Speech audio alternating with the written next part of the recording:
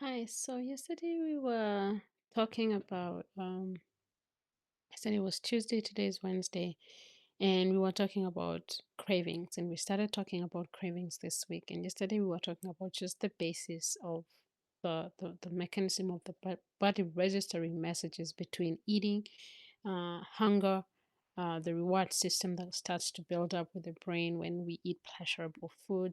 And today I just want us to look at what I'm calling the hormone orchestra or metabolism orchestra, whatever you may call it. And there are some days where you're you feel like you just hooked into a certain food. You have days where your food feels steady, and you're clear-headed, you're satisfied, you're at peace.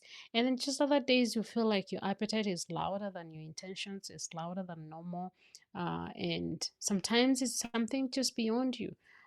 Yes, there could be patterns that we have built. Yes, there could be things that we have encouraged, and because of that reward system, and we'll look at that reward system in the mind and how that works a little bit later.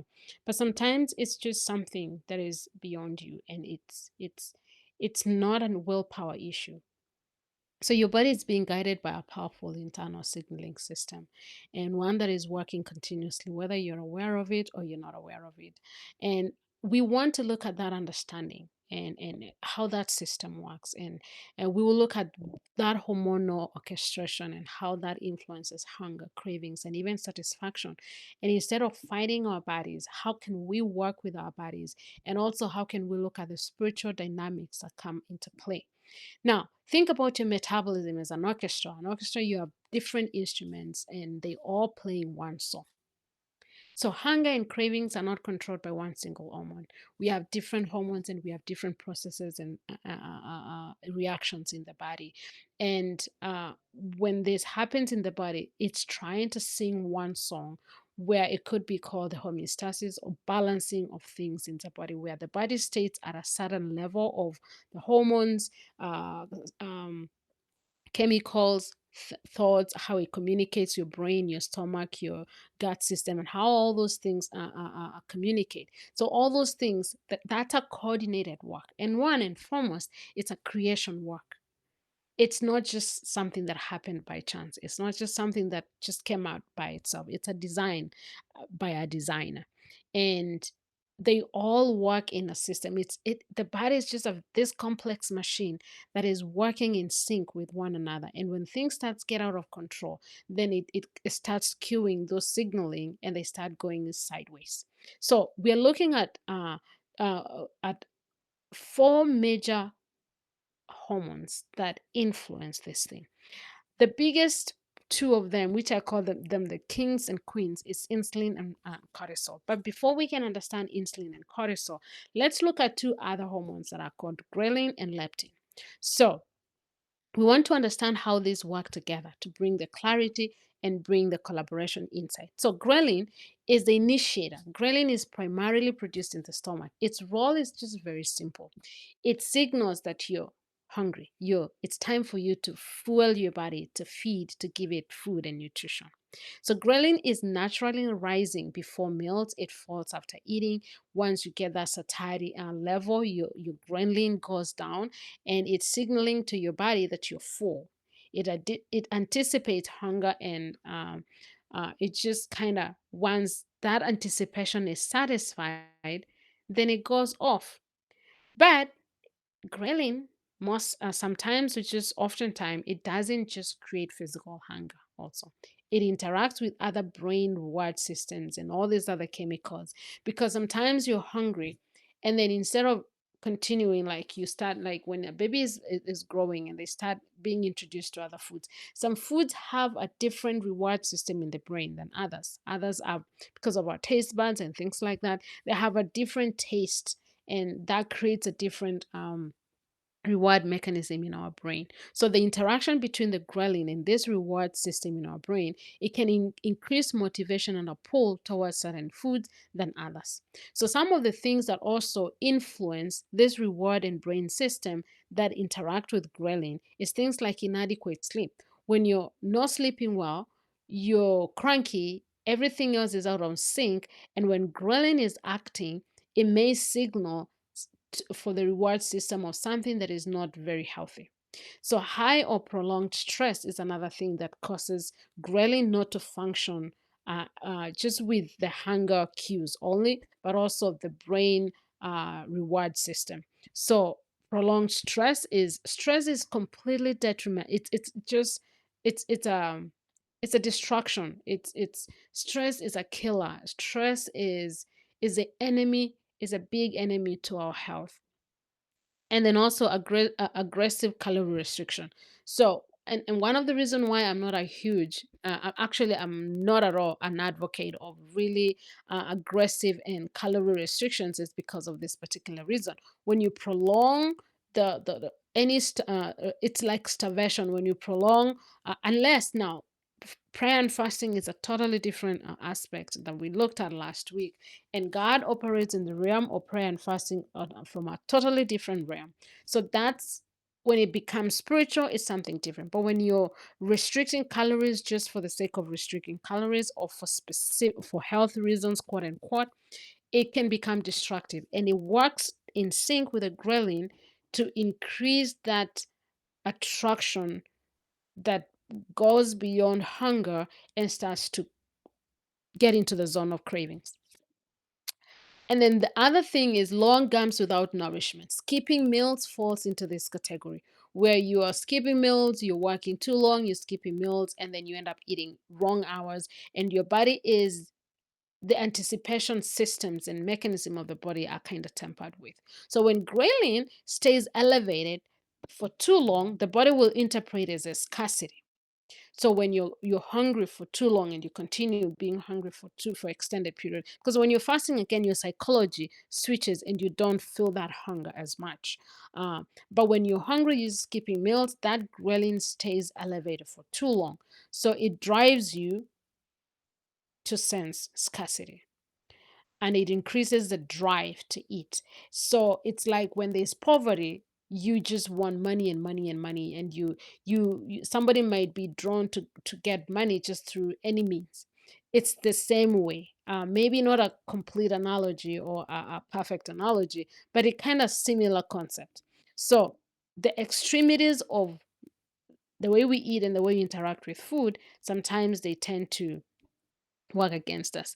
So forgive me, this one section here might be a little bit long. So this is one of the biggest reasons against dieting. And that's why dieting also backfires, because you restrict for too long and then it increases your drive to eat, and then you create that what we call the yo-yo dieting cycle.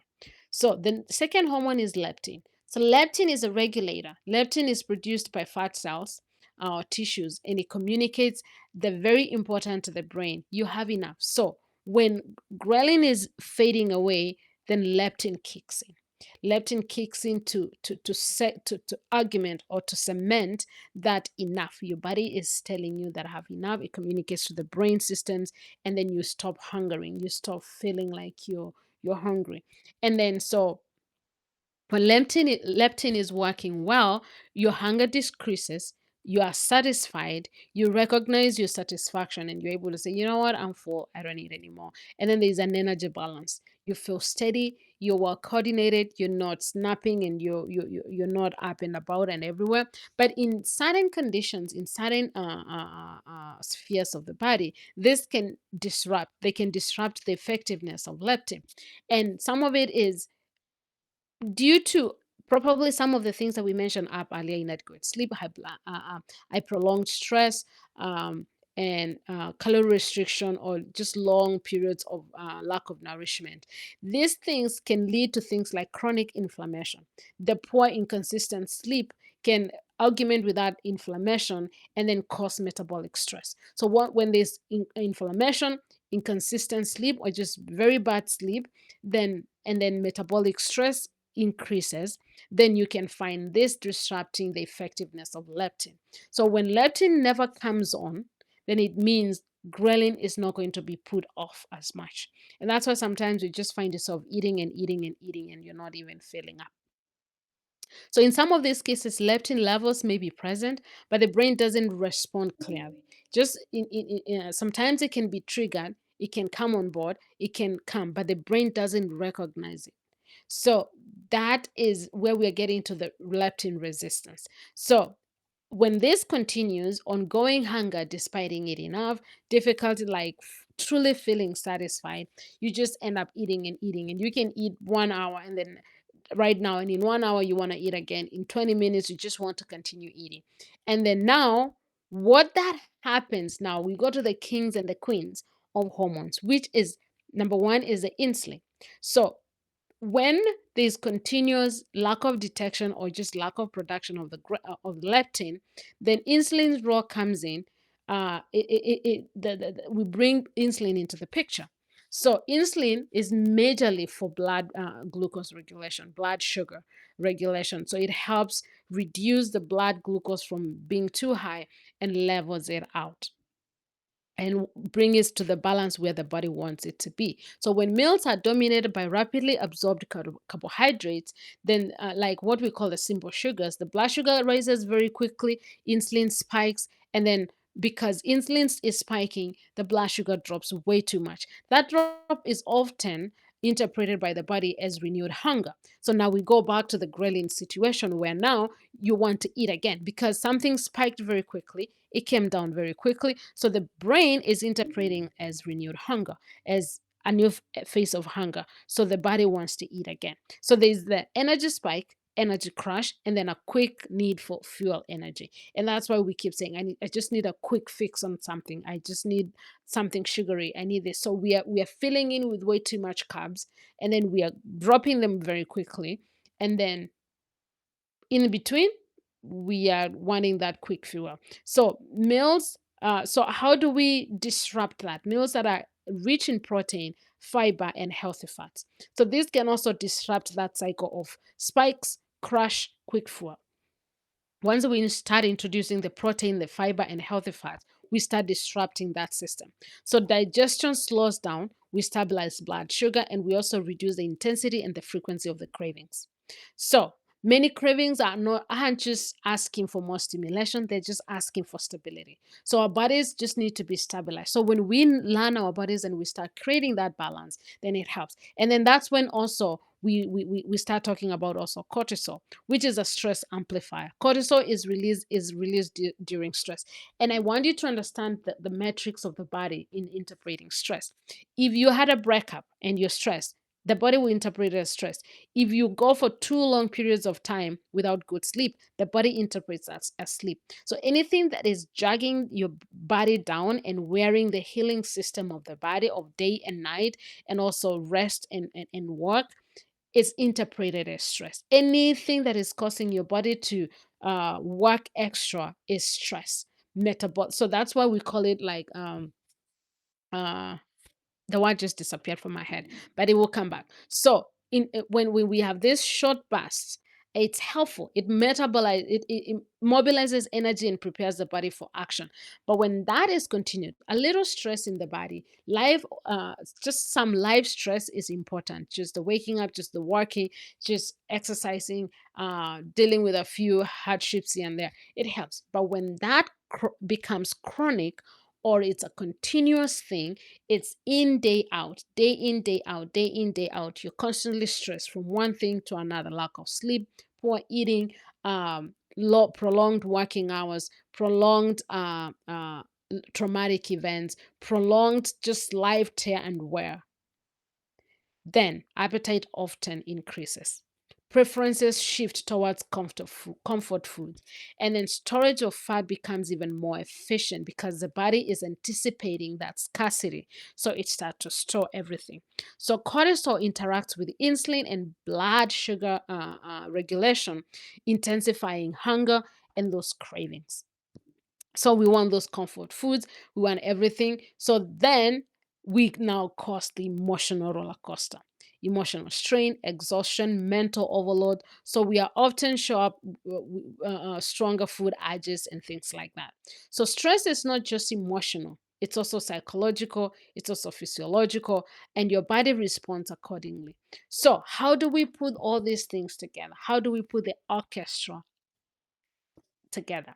So when the integration of these hormones is out of tune, One happens. Sleep is insufficient, and it can be the kind of thing between the egg and chicken. Which one comes first? So one can lead to the other, and the other can lead to the other. So sleep insufficiency can lead to putting all this orchestra out of sync. And if this orchestra is out of sync because of a different reason, it can make your sleep not good. The same as meals are irregular, stress is elevated, blood sugar fluctuates. So I want you to see all those factors as one can cause the other, and the one can cause the other. So when this happens, multiple hormones also begin to signal at once. Your ghrelin rises, which is the hunger hormone. Leptin, which signals fullness, starts to weaken out. Insulin becomes very unstable, and then cortisol increases. And this is what we call hormonal imbalance. The result is louder in hunger signals, and then you're finding yourself craving things. Sometimes people may even start craving things that are food that are even harmful for the body. Even when your desire is to eat well, is so strong, your brain knows what it needs, but your body wants something different. This is not a character flaw many times. Uh, and it is not just lack of discipline. And I would say there could be a concept of that. There could be a level of lack of discipline, but eventually this takes over and it goes beyond the discipline, and we need to regulate it a little bit. So what do we do? So when we learn this, we need to kind of recalibrate, and this is where I would really really encourage you to seek to work with somebody. If you're noticing that your cravings are way too strong, you need to work with somebody.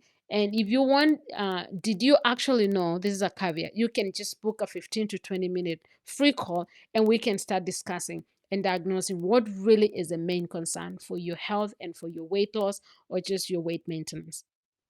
So, for stabilizing, just to give you some quick applications, yes, things that you can start doing to kind of start putting the orchestra in sync is constant meal timing, balance micronutrients at each meal. Do not overemphasize one nutrient over the other unless there's a deficiency, and you need to be able to work with a professional to be able to get that. And then adequate and restoring sleep. You want to be able to rest, you want to be able to get good sleep, and there's a difference between resting and sleep. Those are two different things. You can work all days throughout and you never rest, because that will also affect your sleep. And then also intentional stress regulation. We want to be able to manage stress, and I feel like this is a huge one for anybody either struggling with PCOS or just struggling with something that is hormonal. We want to be able to regulate our stress. Small gentle improvements can be can cause a huge shift towards the right direction. So when you notice that your hunger becomes more predictable, fullness is easier to recognize, and cravings lose their urgency. So that's what we are looking for. So just in a nutshell, you need to focus on rest. You need to focus on nourishment, structure, recovery, I mean, sorry. And so understanding hormones removes the pressure to win against your body. You're not trying to fight your body. You don't want to fight your body. You want to work with your body, and you want to work with God as the top and overarching idea. Instead of you beginning to partner with it, honoring the way God designed you to your body to communicate and to protect your body. So we want to be able to put God in the mix and seek Him, because for a Christian woman, this becomes even more spiritual than anything else. So we want to be able to understand what are the triggers. We want to understand where did this dysregulation or mismanaging or the orchestra get out of sync. And some of those things we have to consult God, and we have to come back and just start from the basics. I call this experience, and I tend to call sometimes myself the onion dietitian.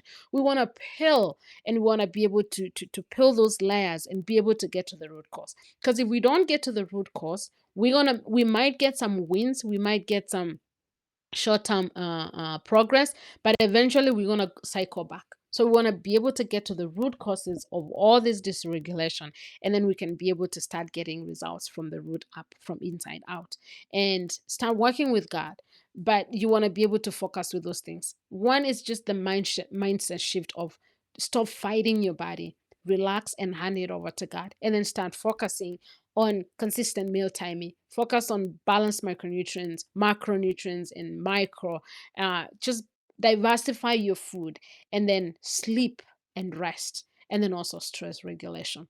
So those are the things that I'm going to tell you to just start focusing on. And if you would like to, please, you can go ahead. There's a link. There's a link on my school account, and let me see.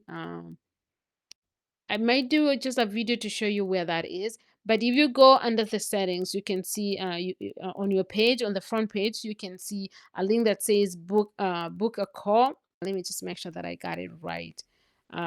Free strategy call. Click that link and book a call, and let's talk about where you are with your cravings and what that might be telling you.